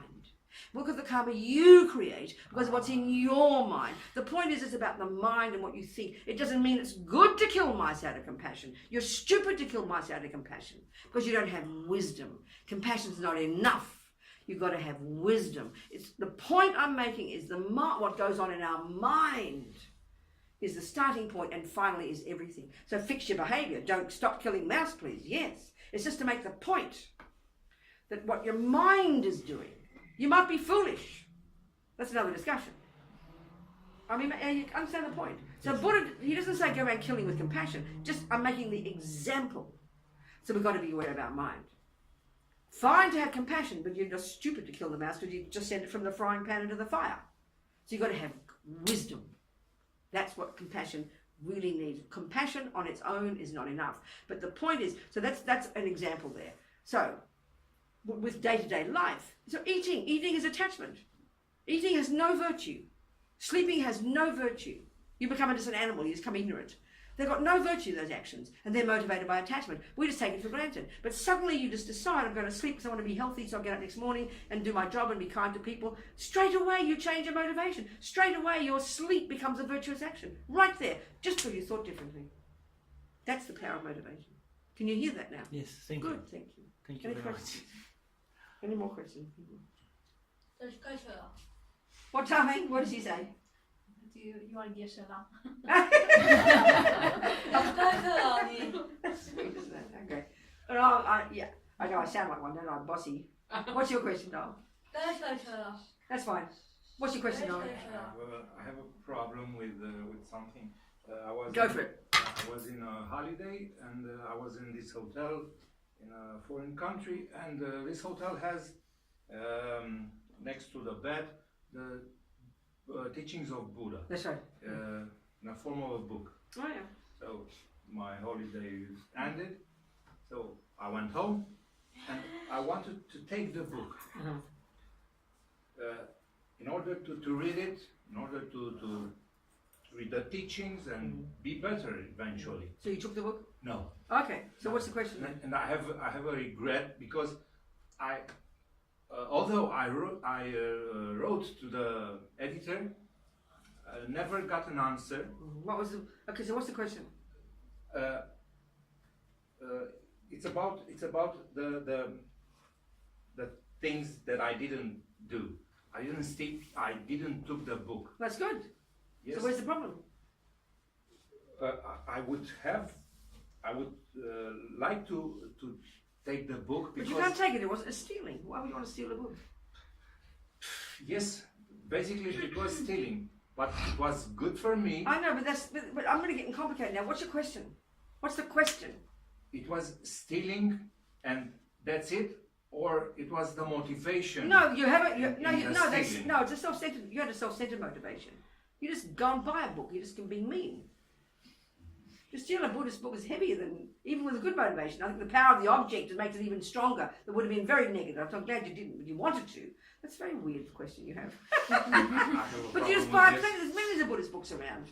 But no, in that case, because of the object, which is a book about spiritual teachings, I think they say some actions, the object is quite heavy, it's quite powerful. So even your motivation might have been sort of pure, but it's not that pure. You're just being mean. You're just being selfish. Okay, you wanted to study, well go and buy one. It's cheap and easy. So I would say that's not so cool. Amazon. Tell us, we'll find the book for you. That's right. Any other questions, people? Any other questions? We can talk about lay vows now if you like. Talk about the power of vows now, I think it's important. No, I have one. Go down yes. About motivation. Go on then go. Motivația contează și cum este pusă, adică, de exemplu, cum a spus ea, $20, dau. Celălalt o vede ca o motivație bună, dar eu mă refer la... Oh, look at that. Hai să Thank mă you. gândesc. Go on. He needs to De think, so exemplu. you Go can on. eat it, Question. okay. Question. A good motivation for me help me be better. So I work in the morning and I say Just keep, you always want to tell stories. no. Yeah, excuse me. Okay. Excuse me. Okay. Stop. Okay. Ask Ask. a question. Okay. Just keep it simple. Only words I want you to ask a question. of motivation I want you to ask a question. That's got no make me subject. better. That's the question. No, you had no subject in the question. Just a statement. Pe română. What's his question? Thank you. Deci, What's your question? dacă spun cuvintele, dar nu le simt. Come on, please. What's your question? Okay. What's his Okay, question? so if I say the words, What word? The motivation. I say the motivation, but I don't feel it. It is. I think you can answer your own questions. Come on, you ask too many questions now. Be quiet. Okay. You can answer your own question. You're not stupid. Any other questions? Let me talk about vows now. So, all of these things that I'm talking here are pointing out the power of the mind, are pointing out the absolute centrality of the mind in everything we do. But Buddha doesn't get us to understand that in the beginning, because we're not advanced. He just gets us to control he gets us in the beginning to control the servants of our mind. That's a good way to put it, isn't it? The servants of your mind are what? Are what? What's the servants of your mind? The servant for my mind. What's the servants of your mind? A servant. A servant. Do you know the word a servant? Yes. I've been using that term many times. Do you understand me? What are the servants of your mind? Your body and speech. Yes. You didn't say it, so you didn't understand. Now you do. So he gets us to control the servants of our mind. And so I'm glad you didn't steal, just as well. To control your body and control your speech. This is already huge and amazing. And at the very least, when you die, if you live controlling your body, controlling your speech, not harming sentient beings, you can die a happy mind. You'll guarantee to get another decent human rebirth. That's the point about that. Then you go next level where you start to get to the mind itself, and then you start to get renunciation. You give up attachment. That's profound. And then you go to the compassion wing where you now practice bodhicitta. It's one step at a time, you know. So in the junior school level, when you take refuge, the next thing you can do is you take the 5 layperson's vows. Okay, so Buddha loves his vows. So psychologically, they're said to be so powerful to live in vows. So this is something very interesting. The Buddha would say that vows are like this subtle physical energy that clairvoyant people can see. It's so extraordinary.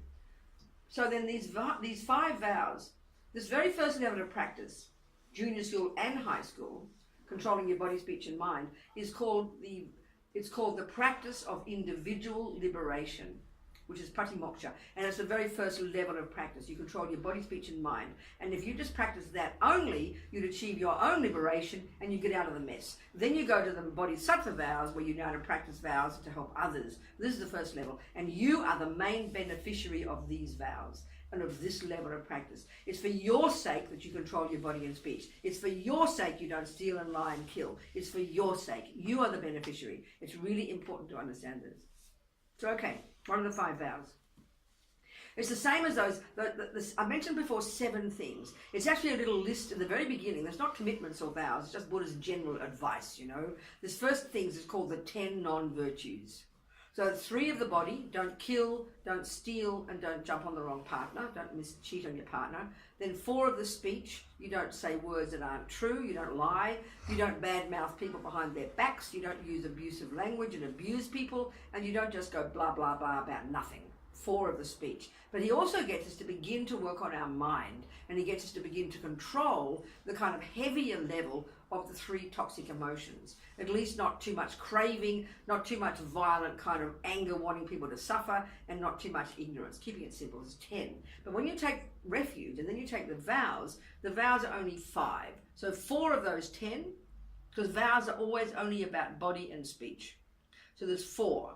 The vow not to kill, the vow not to steal, the vow not to cheat on partners or take someone else's partner or to rape, and the vow to not lie. Is that 3 or 4? And then the 5th one is no intoxicants, no alcohol, no heroin, things like that, you know, no things that destroy your senses. And you don't have to take those 5, you can, you know, don't take them all. So what are these vows?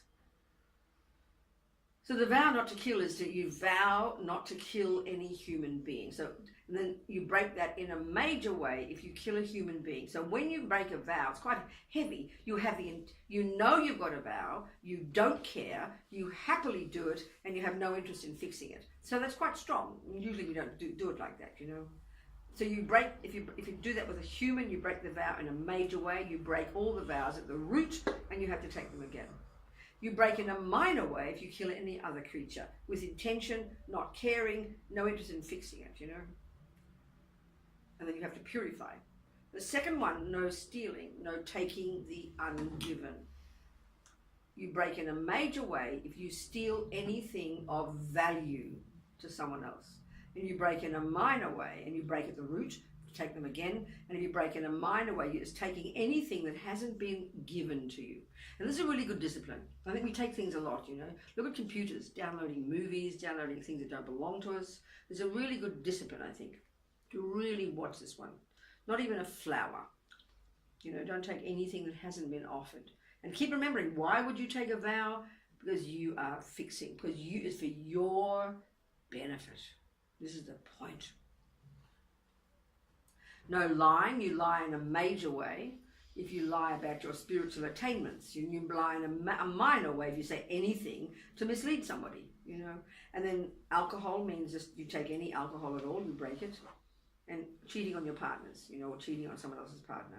So basically, the point about a vow is this. Buddha loves his vows. And I find this very powerful. You've got to think about it. It doesn't sound logical to us initially. But as Lama Zopa said, this is a really crucial thing now to understand.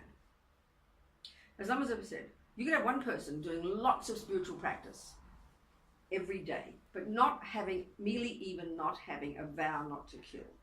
And you have another person who's merely got a vow not to kill and is keeping their vow purely and is not doing much other spiritual practice. He says the second person is one, creating infinite more virtuous karma, dropping virtuous karmic seeds into their karmic seed, you know, bank vault. Buddha doesn't talk about bank vaults, but I like the analogy. Every second you're keeping a vow, you're dropping karmic seeds into your mind stream, virtuous karmic seeds. And you are purifying, like you're putting an atomic bomb under the habit, for example, to kill. So living in vows is said to be so powerful. So the second person, without doing much practice, just by living in a vow, because the point that Buddha makes is vows are so powerful that when you're keeping the vow every second you've got that vow, 24 hours a day, you're putting virtuous seeds in your mind of not killing, and 24 hours a day, you're purifying your mind. And the point is this. So, for example, right now, we're sitting in this room, and we're not killing anything, are we? There's no creatures that we're killing. We're not killing anybody. So the point is, but we're not creating any virtue of not killing. And this is the point about intention. If there's no intention to not kill, then you can't be creating any karma, any virtuous karma of not killing. How can you? Because your mind is, again, the point about the mind. So you can have a mouse in your kitchen, One, there's a mouse. Four things to make an action complete. One is there is the object, a living mouse. Two, there's the intention to kill it and the motivation that determines the character. Three, you do the action. Four, a dead mouse. That's a complete action of killing. Now, let's say you have a mouse in your kitchen. One, there's the object, a mouse. Two, intention. You don't see it, so you can't have an intention to kill it. If you don't see it and have no intention, you can't have a motivation. But three, your foot goes on the mouse, and four, dead mouse. Zero karma. Because your mind has to be doing it. Your mind is the one that makes the character of the action. That's the mind every time that does it. I can be walking past a homeless person and I think, I'm not going to give any money to a homeless person. Yuck, you know. So one is the object. Two, intention to give. I don't have it. I even have the opposite. Motivation, meanness. Three, 20 euros comes out of my pocket. Four, the homeless person gets 20 euros. They're happy. Do I create virtuous karma? Of course not. I had no intention, no motivation. So if your mind is not involved, how can there be karma? It's not possible because your mind creates karma and your body and speech carry it out. So the point is this. Here we are in this room being very nice people. We're not killing. But if we're not thinking, I will not kill, there is no thought, I will not kill. There is no intention, I will not kill. If there's no thought, no intention, no karma. So we're wasting our lives sitting here being nice people. Being good is not enough, Lama Zopa says. But to live in vows of not killing, 24 hours a day you have that vow, you're ticking over constant virtuous karma and you're purifying your mind. So Lama Zopa says it is not possible that this life we've got now, being human, with good conditions, with an aspiration to practice a spiritual path, with conditions that enable us to practice a spiritual path, with access to some this and that, having a life that enables us to do this is like a miracle. And it is absolutely for sure we created the cause for this life, not just by practicing virtue in the past, not just by even practicing virtue in a spiritual path in the past, but by living in vows of morality in a spiritual path in the past. That it's just being good is not enough.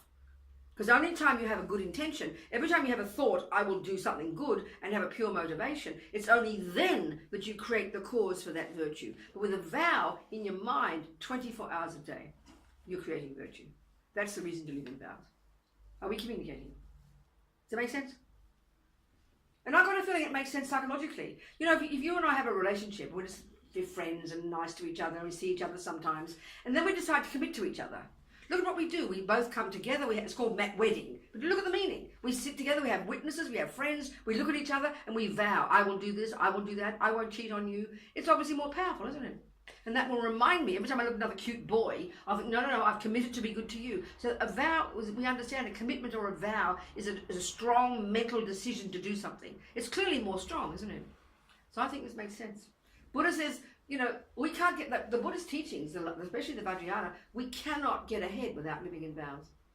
And they're all very set. So you have the lay vows first, then you have the bodhisattva vows, then you have the tantric vows. There's something powerful psychologically about them. And they're just guidelines, you know, they're guidelines to help you. Well, I think we understand it. So there's the vows, so the 5 vows. Any questions about that?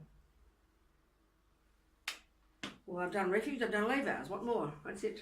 I have a question. Go, darling, go on. What happens when somebody breaks a vow? You purify. That's the next level of practice. So first, you decide, I will not kill, not lie, not steal. You live in vows. And then at the end of the day, you clean up your mess. You do some gardening. So that's it, basically. So as Lama Zopa says, we're insane not to do this practice every day. And basically when we realize that the dynamic energy of karma is that every millisecond we're sowing seeds in our mind. It's just the nature of the world. It's just the nature of mind. It's always doing something. So whatever the mind does, it's sowing seeds. It's a very interesting concept. We don't think this way. We don't think that. But it's very dynamic. 1,000 times a day, as many moments as there are, is as many seeds we're planting every second. So we've got to be conscious that we want virtuous seeds. It's obvious. I don't want suffering. Forget compassion. So at the end of the day, given that I'm a normal person, you know, driven by attachment, driven by aversion, driven by this and that, but at the end of the day, you clean up your act. And karma is, so it's 4 steps. It's very powerful psychologically. It's very powerful. Very simple too. It's done in a kind of spiritual way and with a meditation, but you can think of it in a very practical psychological way. 4 steps. It's very easy. The first one is regret. The second one is reliance. The third is the remedy. The fourth is resolve. And you'll see it. It's very practical psychologically. So the first one is you regret, you acknowledge that you did something. The Lamas use the analogy of having eaten poison. So the first thing is you have to acknowledge, I ate poison.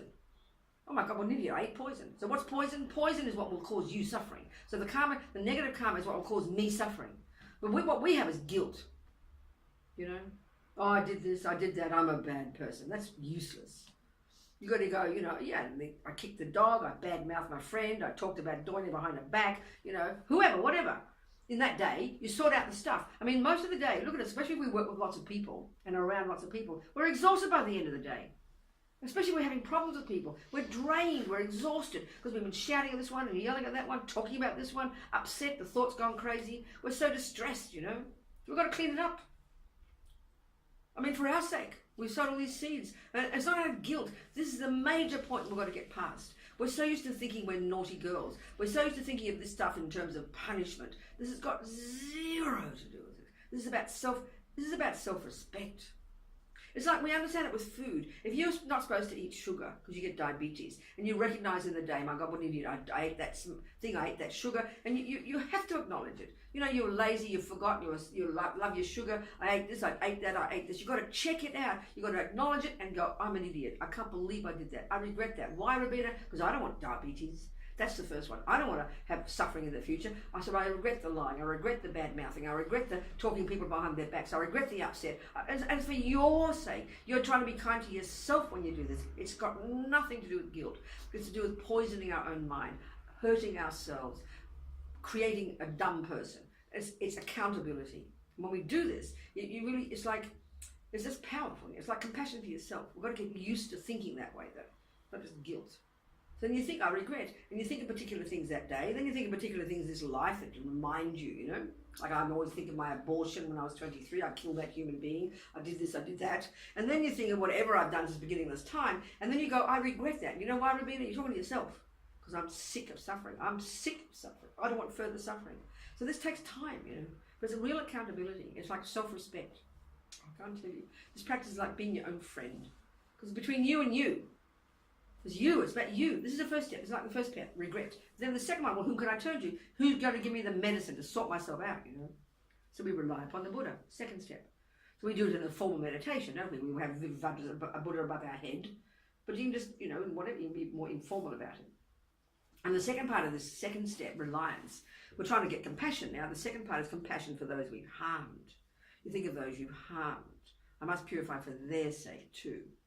Third one is you do some kind of, you apply the antidote, the remedy. We do this often as a formal meditation with a particular mantra. You can just, you know, we can just think it through and visualize, imagine purifying, or whatever. We do a particular practice. And the fourth is the main one, resolve to change. You regret the dumb thing you did because you're sick of suffering. You have compassion. You do the practice. And the fourth is you resolve to change. That's it. When you go to bed with a happy mind. As Lama Yesi said, we create negative karma with our mind, so we transform it by creating positive karma with our mind. That's really simple. The four opponent powers. At the end of the day, we're insane not to do it every day. That's it. Okay, people. What else? That's it. That do? No? Alexander? What else? Any questions, people? How are we going for time? What is it? What time is it? 10 minutes past 7. 10 minutes past 7. Okay. Any other questions, you people? No? Finished. Well, I can go home. If you have questions, I'm happy to answer. I have one more What question. I think I do it now. How, important probably is not the correct term. How important is it to take refuge and take the vows? I understand, darling. I understand, darling. You mean as opposed to just living this way anyway? Exactly. My feeling is it's only, if we get if we take the Buddha out of this, take the Buddha and the system out of it, it's called ethics, isn't it? Common sense.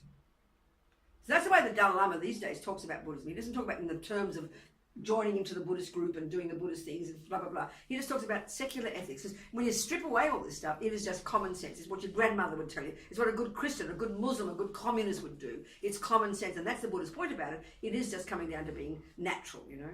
So it happens to be, this is Buddha's deal, and it's done in the context of this kind of structure that's been around, you know, in different countries and different traditions.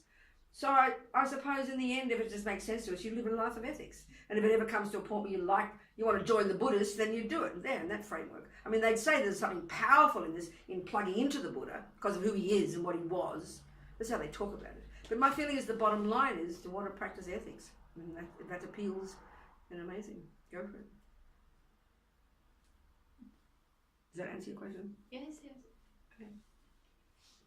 I will. Right. I think I believe more in the plugging in. The what? I believe more in the plugging in. The plugging in. Yeah. No, there's something, I just think there's something, yeah, I mean, yeah. I mean, it's a... It helps. It just helps. Exactly. It's structure, it's advice. It's like saying I'm going to play tennis or I'll go learn from Federer.